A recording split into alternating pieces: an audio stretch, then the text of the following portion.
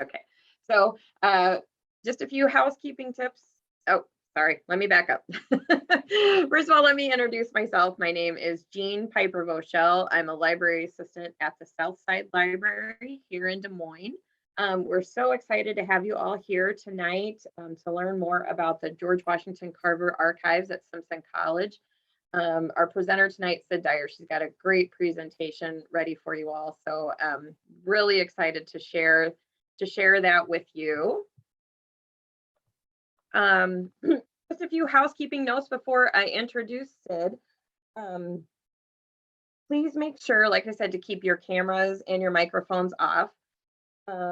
Also, the program is being recorded and it will be uploaded at some point. So if you miss any of it or want to share it with your friends, you know, that will be available for viewing at a later time.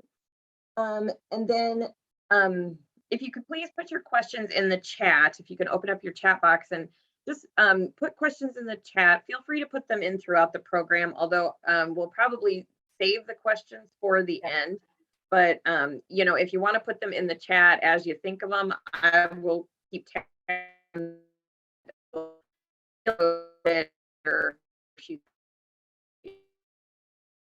So any further ado, let me introduce Cyd, although let's make sure we've got your, I need to get my view up here.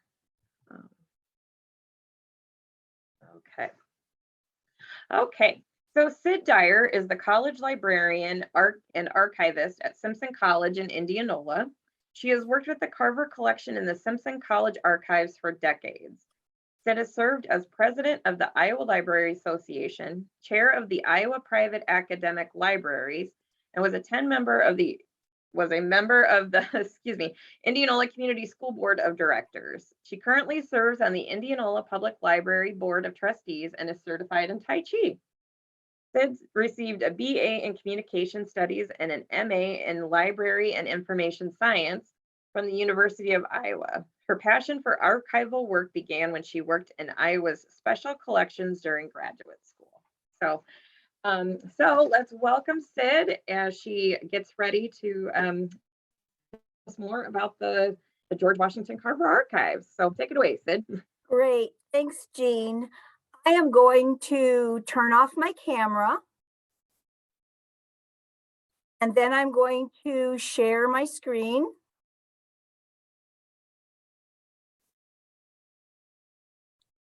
And get the slideshow ready to go.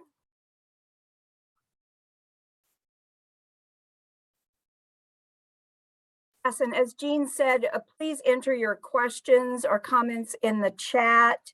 I want to make sure I'm able to show you all these wonderful things. So we'll have a nice discussion afterwards on Carver and Simpson College. Good evening. Thank you to Rebecca Cloud and the Des Moines Public Library for this opportunity. As college archivist, I have worked with Carver documents, assisting others in locating research materials. I am not an expert on Carver. However, I have enjoyed pulling together these photographs, letters, interviews, and stories to share with you. George was born into slavery on a farm in Diamond Grove, Missouri on July 12, 1864. After the Civil War, Carver's former enslaver, Moses Carver, and his wife, Susan, raised and educated George and his brother, James. George was often in frail health, so he would work indoors, learning domestic skills. George Carver then traveled through Missouri and Kansas to get further education. He did odd jobs to earn money, often setting up a laundry. Carver is about 13 years old in this photo. In 1885, Carver sent an application to Highland University in Kansas and was accepted. However, When Carver arrived, he was told, "We don't take Negroes here." Carver continued to work and then homesteaded in Kansas. Traveling north to Winterset, Iowa in 1888, Carver worked at the Schultz Hotel as a cook and started a laundry. While attending the Methodist Church, Carver became friends with Dr. John and Helen Milholland. Carver gave Mrs. Milholland painting lessons. They saw his artistic talent. The couple encouraged him to apply at Simpson College, a Methodist college in Indianola. Carver learned from the college catalog that the new Science Hall had an elegant art room immediately under the skylight. Founded in 1849, Indianola had over 2,200 residents by 1890, including several Black families. The Indianola Male and Female Seminary opened in 1860 in Indianola. It offered high school completion classes to prepare students for college. In 1867, the school was upgraded to a college and named in honor of Methodism's most famous living bishop, Matthew Simpson. He had spoken at Abraham Lincoln's funeral. In this 1889 engraving, you can see the three main buildings on campus: Ladies' Hall, a women's residence, the chapel, and the new Science Hall. The college had 17 faculty and about 350 students enrolled in preparatory, business, art, music, teacher training, and college courses. Carver walked the 25 miles from Winterset to apply in person at Simpson College. On September 9th, he lined up at the chapel with others to register for classes.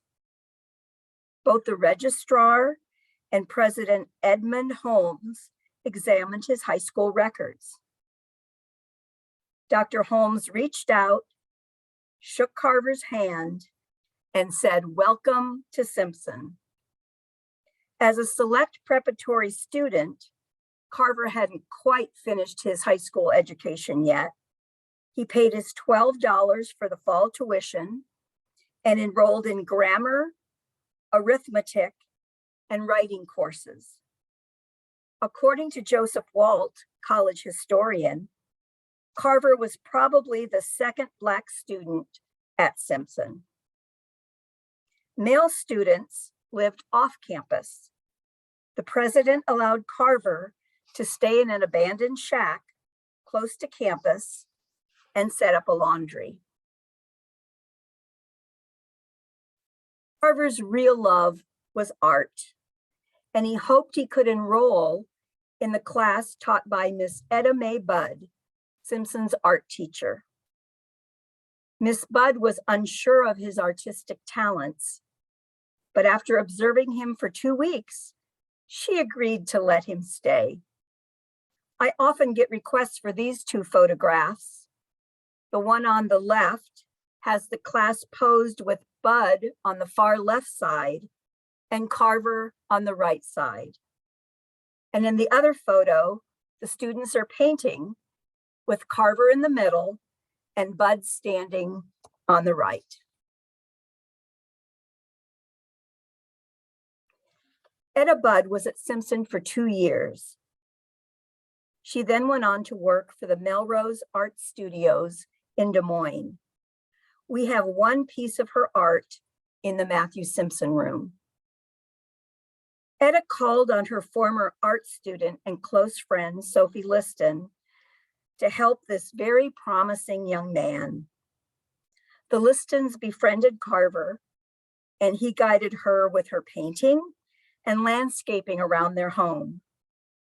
Mrs. Liston called herself your mother in letters to Carver that she wrote until her death in 1937. Great-grandson Bill Liston and his family visited the College Archives in 2008. Carver was popular among the students. They invited him to be a part of their literary society and the YMCA.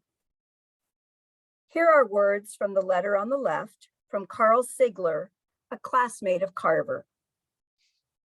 He was humble, modest, and soft-spoken, and cleaned a bunch of dirty rednecks by doing our laundry. In a letter to me, George Carver wrote, "Had it not been for the friendship of you boys and the fact that you played ball with me, I doubt whether I would have had the courage to pursue my education." Carver did well in college. His college credits are shown here on the right. But despite his success in art, Miss Budd was concerned that his art would not earn enough for a living. She noticed his interest in nurturing plants, so perhaps he should study botany. She persuaded Carver to transfer to an agricultural college where her father, Dr. John Budd, was a professor of horticulture. In 2009, Budd family relatives visited the college archives. Carver moved to Ames to attend the Iowa State College of Agriculture and Mechanic Arts. He was their first Black student. He assisted Professor Henry C. Wallace in the greenhouse. Carver met young Henry A. Wallace, age 6, who learned about plants from Carver as they walked the campus. Wallace became a pioneer in hybrid corn, Secretary of Agriculture, and Vice President under Franklin Roosevelt. Emily Vermillion did this oil painting on the left, entitled J.W. Carver and H. Wallace in 1986. It depicts the story I just told.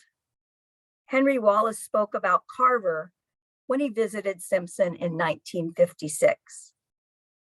I first met George Washington Carver when he was less than 30. George would take me out for walks with him in the prairies or woods. He would describe the different plants.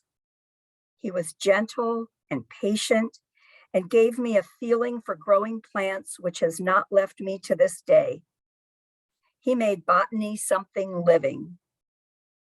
There was in him a sense of destiny which would not let him rest. His creative urge must serve the people who needed help most, his own people, the people who had not had the advantages of sympathetic contacts, such as Carver had had at Simpson College. In 1894, Carver earned a Bachelor of Agriculture and was the college's first Black graduate and faculty member, serving as assistant botanist. He then went on to earn a Master of Science in Agriculture. In 1896, Carver was the only Black man with graduate training in scientific agriculture. Booker T. Washington invited him to Tuskegee Normal, an industrial institute in Alabama, founded by Washington for Black students 15 years earlier. Carver taught and demonstrated science applications. He believed it was his God-given mission to improve the lives of his people. Carver developed practical uses for ordinary things while applying the chemistry of agriculture. Over 200 uses for the peanut, 100 uses for sweet potatoes, and many for cotton and soybeans. Carver produced a series of 44 free, easily understood bulletins that included information on crops and cultivation techniques to improve conditions for Southern farmers. In 1928, Simpson was the first college to give Carver an honorary degree, Doctor of Science. However, Carver was not able to be present to receive the degree. He had been injured by a bull in an institute pasture a few days earlier. President John Hillman said that Carver was Simpson's most distinguished son. This Christmas card is the only original Carver art at Simpson. The card is about 6 inches long by 2.5 inches wide. So here I'm showing the front of the card and the back of the card. And I do not know who Mr. and Mrs. Sims are. In 2007, I loaned this card to the African American Museum in Cedar Rapids for a special year-long exhibit. Who knew that in June 2008 would bring a great flood? Fortunately, the curator placed the card as high as she could in the building and saved it. However, many Carver items on loan from other institutions were heavily damaged.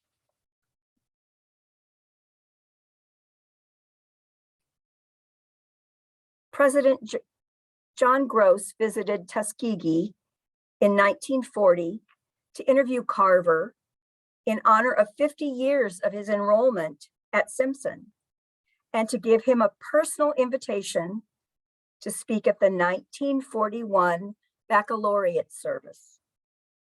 Throughout the interview, Carver worked on a yucca plant because he was just inspired. Gross had one central question.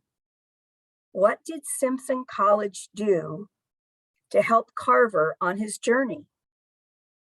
Oh, Simpson was the beginning. The friendly attitude of the people pushed me along. They made me believe I was a real human being. In this letter to Gross after the interview, Carver writes, "It is impossible for me to tell you how much Simpson means to me. This is where I got my start of the inspiration to do what the great Creator in his wisdom has empowered me to do."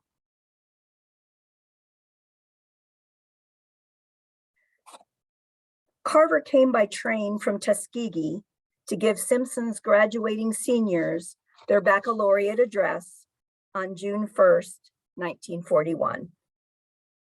President Gross said in his introduction, Carver's laboratory was God's little workshop. And to close the introduction, Simpson College did not fail Carver. Carver's talk was not written out or recorded. Over 2,000 people attended inside and outside the Methodist Church.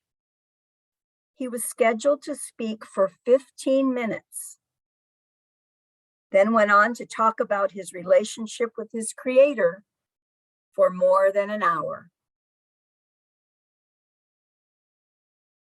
Reporter Donald Grant wrote, "His talks with God help the humble man.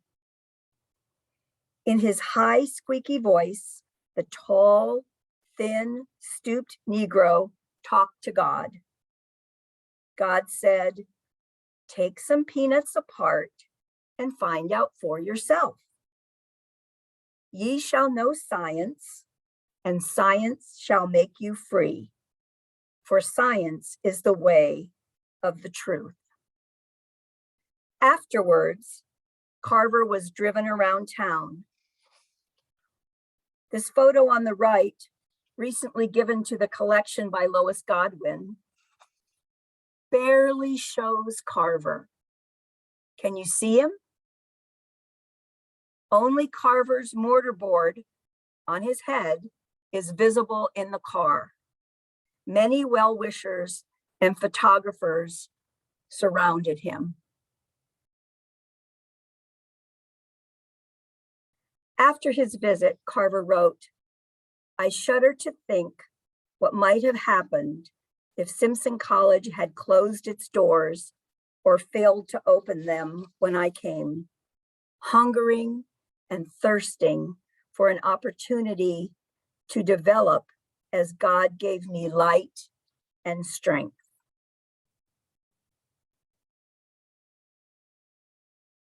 In November 1941, an art exhibit opened at the Carver Museum at Tuskegee. It included 27 paintings Carver had completed at Simpson. Art is an expression of the soul, Carver told President Gross, who was at the opening. Carver said, "Everything here is a result of a vision I had while at Simpson College."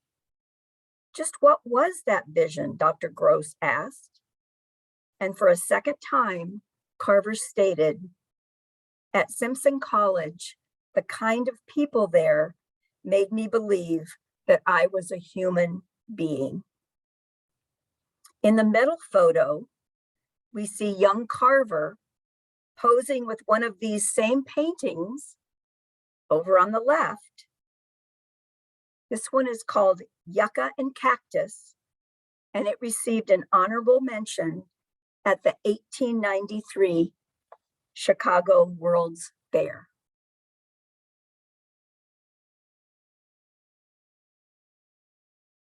The last letter in our Carver collection was written to President Edwin Voigt 2 months before Carver's passing. I have tried from time to time to express the value of Simpson College to my entire life, which is practically impossible. On January 5th, 1943, Carver died. He was buried next to his mentor, Booker T. Washington.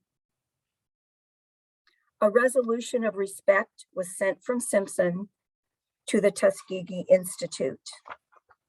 In his going, Simpson College praised that his spirit of unselfish service and his deep devotion to truth may permeate both institutions.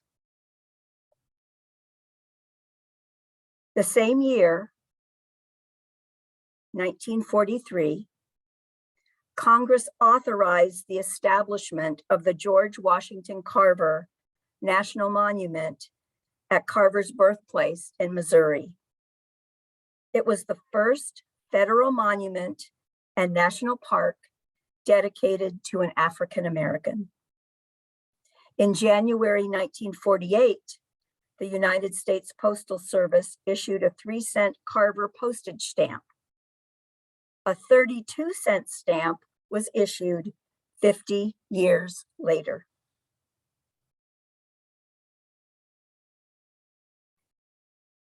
Carver Science Hall was dedicated October 6, 1956.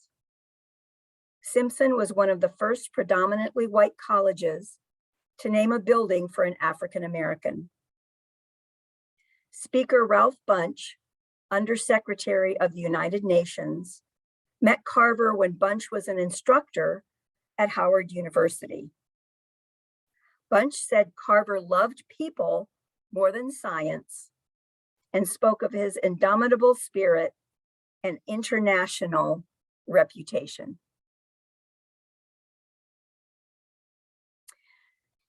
This mystery metal item showed up on my desk several years ago. It is 3 inches across with the college seal on one side and a Carver quote on the other. Going through the files, I discovered that in 1965, the Advancement Office gave Carver medallions to donors to the Indianola Sustaining Fund.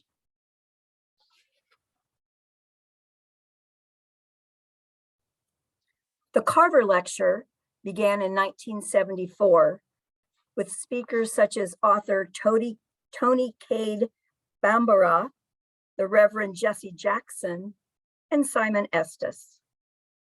Starting in 2008, the Carver Medal was presented to the speaker, who exemplifies Carver's commitment and vision of service. Jean Marie Salem, Simpson class of 1991, designed the medal.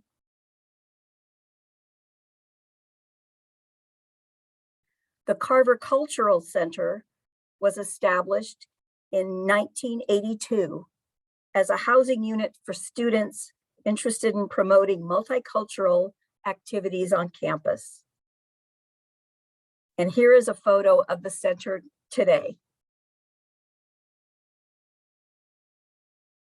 In 1990, we celebrated the Carver Centennial at Simpson College with events and speakers including Dr. Lewis Sullivan, United States Secretary of Health and Human Services, Dr.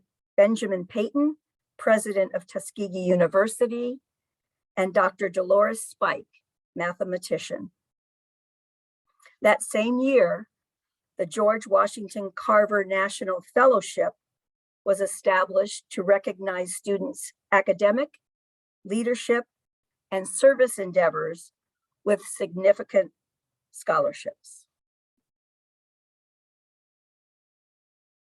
Science Hall, where Carver studied, the art center, art studio was up on the 3rd floor, was renovated and dedicated as the Wallace Hall of Science in 1967 in honor of Henry A. Wallace. In 1991, Wallace Hall was named to the National Register of Historic Places. It is the earliest known Iowa building by 19th century architects Proudfoot and Bird.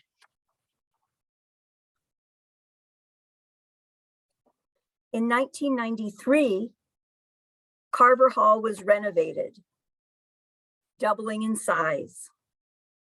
It was dedicated as the George Washington Carver Science Center.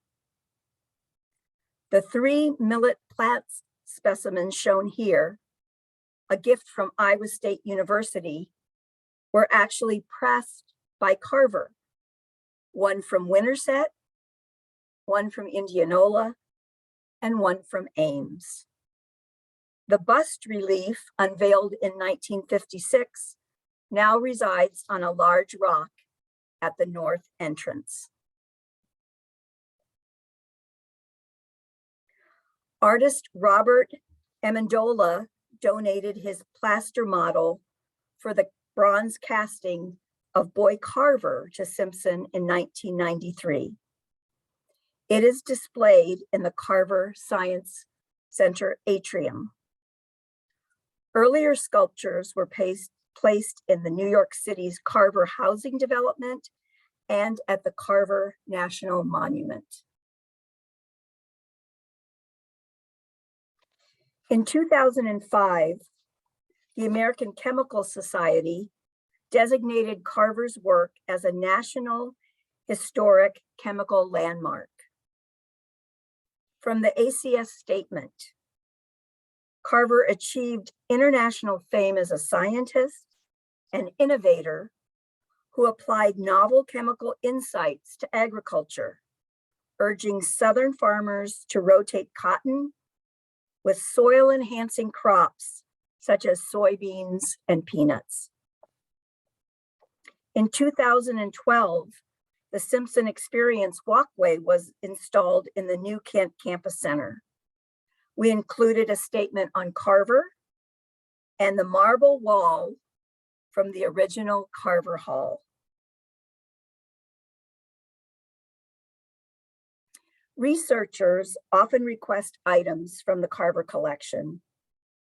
In the past 20 years, I have received over 200 requests for photographs and documents from authors, the National Park Service, George Washington Carver National Monument, Iowa Public Television, the Carver Museum, the Texas Cultural and Genealogical Center, Carver Bridge Scholars, Carver Fellows, and students from elementary school to college. Here are a few of the books using our Carver photos.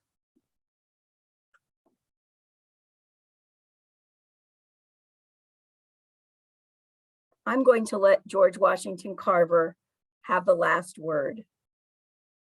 This quote is from his 1941 interview with President Gross.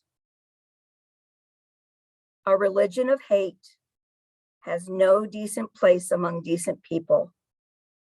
We must have the spirit of love." Carver is a man for all ages.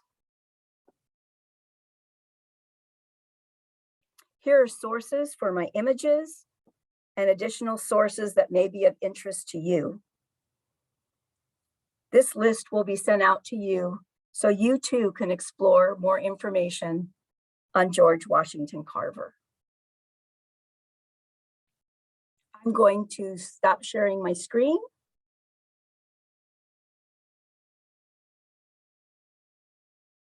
And come back live. Thank you all for being here today. I hope you might have some questions, and I did bring down this Carver medallion I talked about. It is extremely heavy, and the quote that was put on the back was not a quote I ever found. The words were kind of changed around. It says, "At Simpson, I discovered that I was a human being." So let's talk about Carver.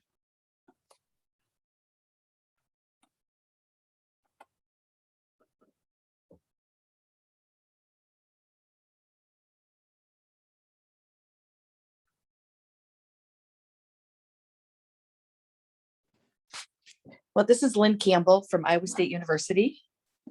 And I'm wondering if we can open up our mics or if you want them in the questions in the chat. Jean, what do you think?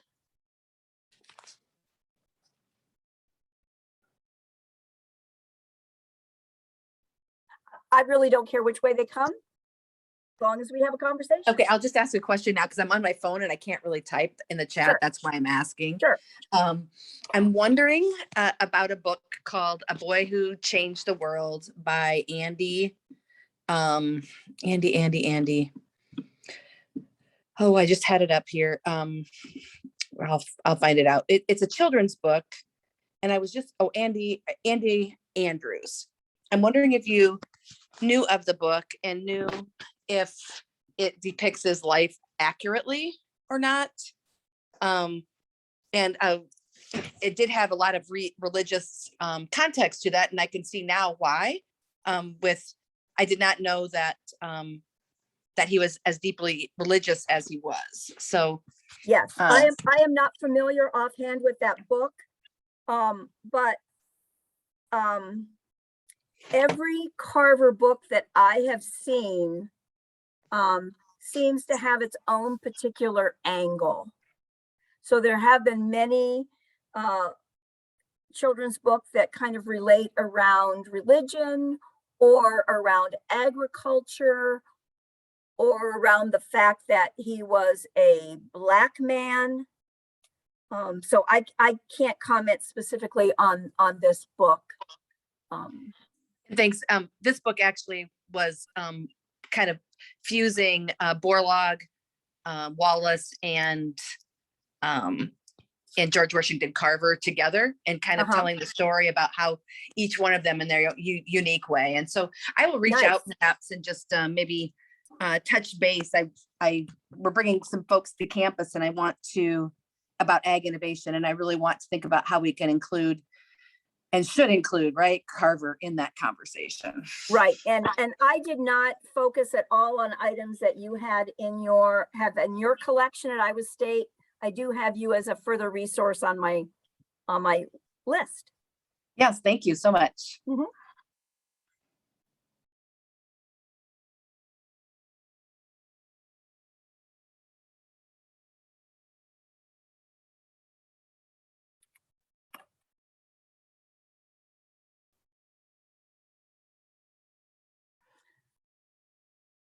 Hi, Carolyn. I see you have a question in the chat. Why weren't there any grades for art on his transcript? It was not graded. They either stayed and painted or left.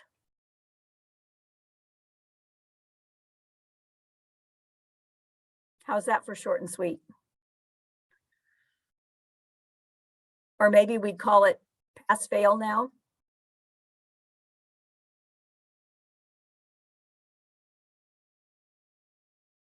Did I learn anything new from developing this presentation? This is the first time I've been able to focus on Carver items for this presentation. So I didn't learn anything new, but I think what I learned was how Simpson was important throughout his life and not just the couple of years he took classes here. And so that was important to me, having worked at Simpson for so long, to know that it was really a true relationship, especially with President Gross, who visited several times with him.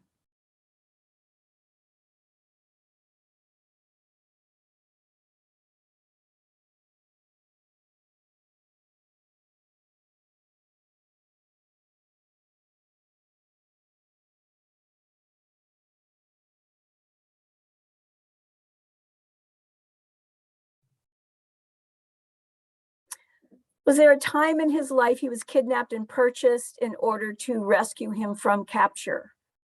Yes. In fact, my presentation was much longer, and then I realized you can't talk about his whole life. You're focusing on what you have at Simpson.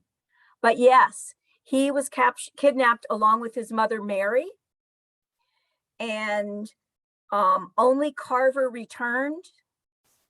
They do not know what happened to his mother. And what I verified in a couple of sources, he was exchanged for one of Carver's horses.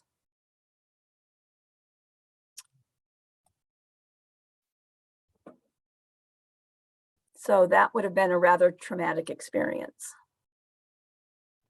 Yes, thank you. That was in that book, and that was a part that I did not know about, and just wanted to verify if you knew that. Yes. Thank you much.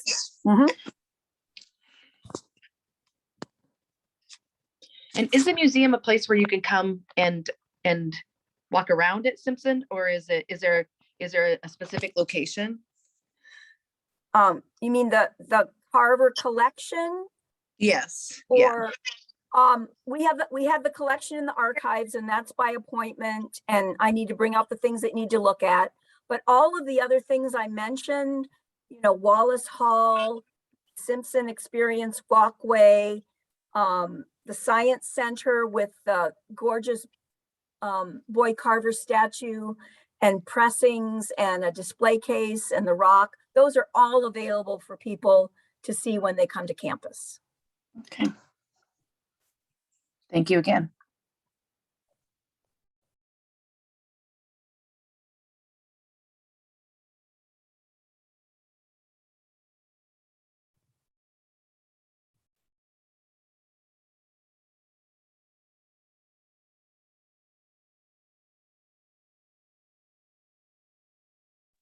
So what more can you tell us about the woman who was, I don't know, and I know you mentioned her name, was really the person that then pushed him to go to Iowa State. And I remember reading stuff about, she came to Iowa State and didn't necessarily like how he was being treated, and then said that, he needs to be eating with the rest of the students instead of by himself. And so Right, that would have been Sophie Liston, and that's exactly what we have in our college history too.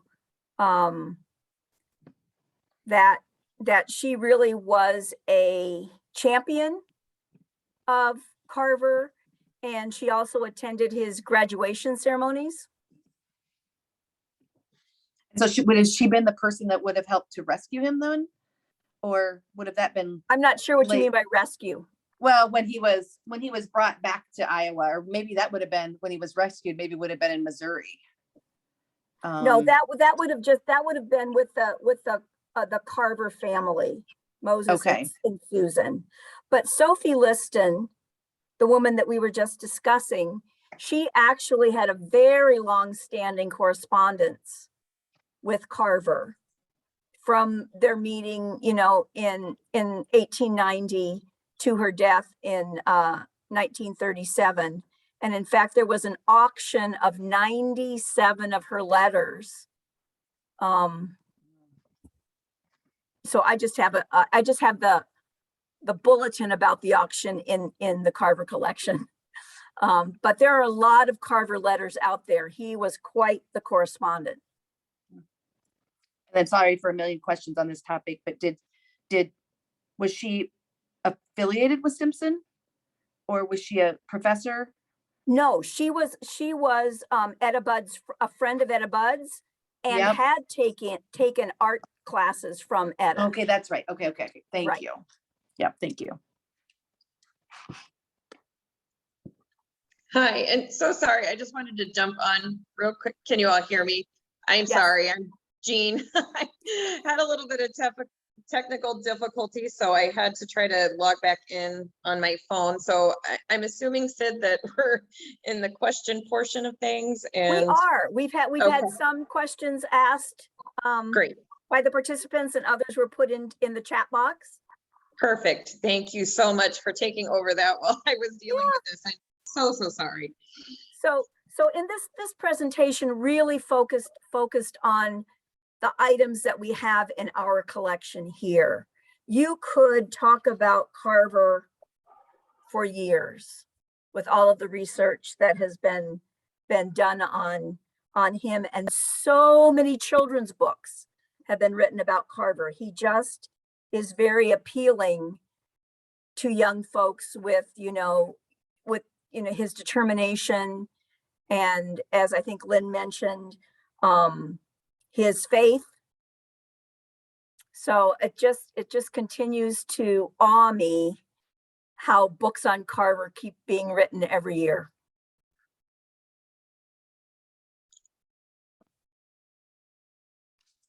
And I just shared the link so that, and if Yes. anybody else wanted to take a look at it, and so that, so again, you can take a look if you were so interested as well.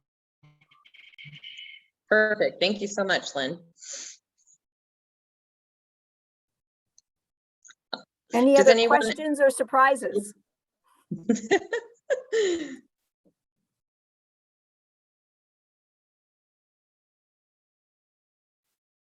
Okay, I'm not seeing any more questions. Does Okay. anyone? I will add a surprise, and so Okay. sorry.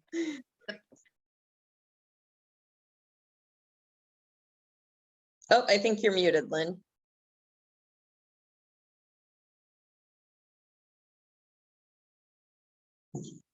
There we go. I have both my computer and my phone going now because I couldn't get to the link. Yeah. So I guess one of my surprises was reading this book, and I think I got it at like a Goodwill. And I work in youth development actually at Iowa State University, and trying to figure out how to help people understand plant breeding, right? And so I was really surprised. I had no idea that, that the relationship with Wallace and George Washington Carver, and then the connection back to Warlog, right? And so how each one of them provided mentorship opportunities for the others, and for all three of those Iowa men to have such a profound impact across the world on hunger, and thinking about how we could improve humankind, as what was George Washington Carver's, I think, life mission, right? I think I Right. remember you saying that. So that was Right. just a surprise to me. And even that children's book helped me to see how vital those connections were, from Simpson to getting him to Iowa State to then what happened. So Right. And the fact that, he felt like he had to come and apply in person yes, at Simpson because he had been rejected at Highland University. wow, They accepted American Indian students there, but not, as they said, we don't accept Negroes here. So that was quite a disappointment. And he ended up staying and working in Highland for a while to earn more money. And that's when he, got into homesteading. And then he decided that he really, really wanted to get educated. wow. So why the foresight on the president from Simpson? And I failed to remember his name. But why? It just amazes me. It just gives me goosebumps thinking of that person. What if he would have made a different decision, just like what George Washington Carver said in his letters? Right. Right. Why? What made him make that decision, or what led up to that? Simpson, no one knows. Simpson is here for everybody, even back in 1890. Yeah. Yes. Well, I do appreciate all of you being here. I hope you keep interested in history, Iowa history. It was wonderful I could fit this into Black History Month. And I appreciate your interest. And thank you so much, Cyd, for being with us tonight. It was a wonderful presentation, very informative. And we just really appreciate you bringing your expertise to this talk tonight. And it looks like maybe somebody I think there's some said, other recommendations. Yep. Highly recommend the book George Washington Carver, A Life by Christina Vella. So thank you so much for that, for sharing that. All right. Well, if we don't have any more questions, then I think we'll go ahead and conclude the presentation. Like I said, we were recording this, so that should be up on our website, hopefully in the next day or two. And that way you can view it again, or, send out the link and share it with others, because I think there's a lot of value to what Cyd shared with us tonight. So, all right. Well, And will you be sharing the slides as well? Is that possible or not? No. oh, We go can ahead. talk offline, Lynn. Okay, that sounds great. Okay. Thank you. All right. Okay. Well, if that's it, then I'm going to go ahead and end the presentation. And thank you all for joining us. Okay. Thank you.